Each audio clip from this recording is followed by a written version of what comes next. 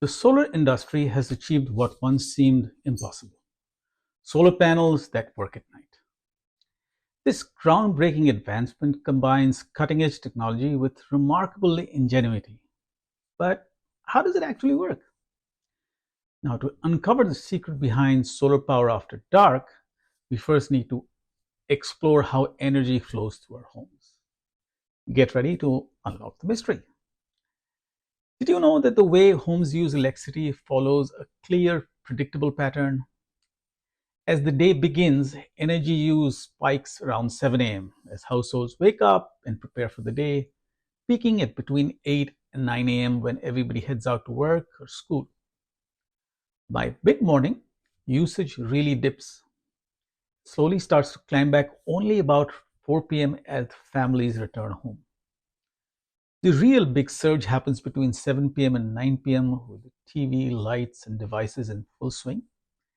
And again, by about 11 p.m., the household starts to wind down. Energy use plummets and stays low throughout the night.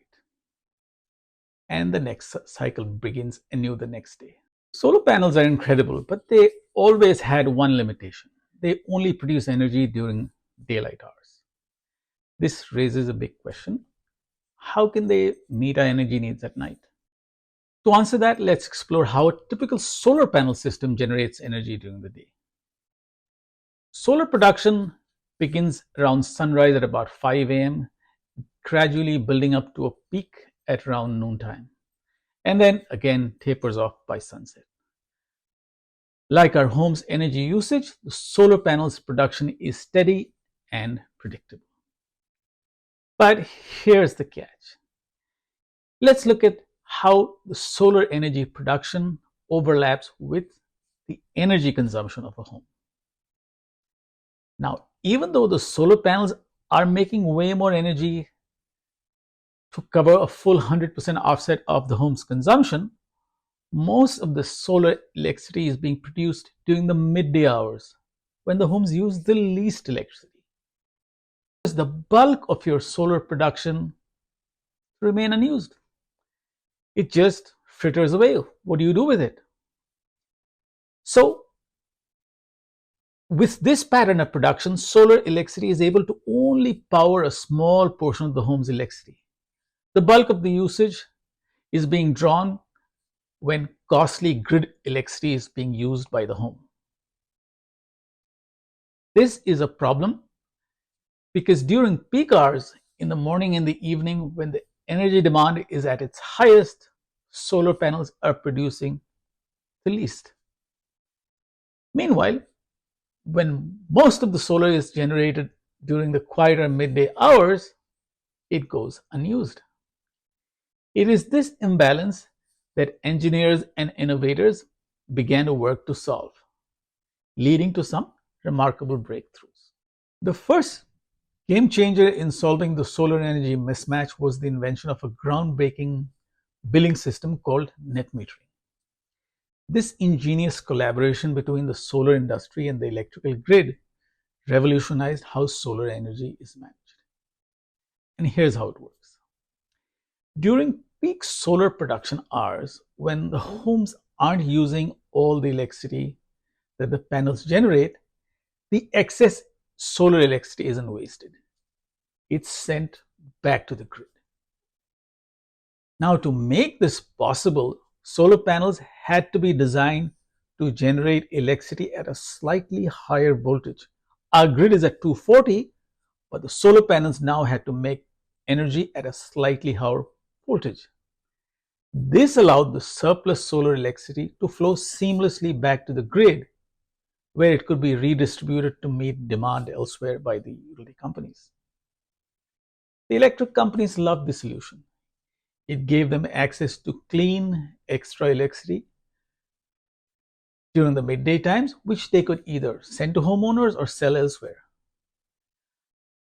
Now, the problem was, what happens with the homeowners? How would they benefit from exporting this solar energy to the grid?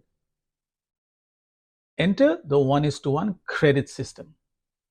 Most states and utility companies agreed to a simple yet powerful idea. For every unit of excess solar electricity that homeowners send to the grid, They'll earn a full credit that they could use to buy electricity when their panels were not producing enough, like during the early morning or evening or night. The arrangement eliminated the mismatch problem entirely. Homeowners could now balance their energy needs across the day without paying a dime for utility electricity, as long as their solar system generated enough energy to offset their overall usage. It was a win-win situation: clean energy for the grid and zero electricity bills for the homeowner. Today, this system of net metering is widely accepted across the US, transforming how we think and use solar energy.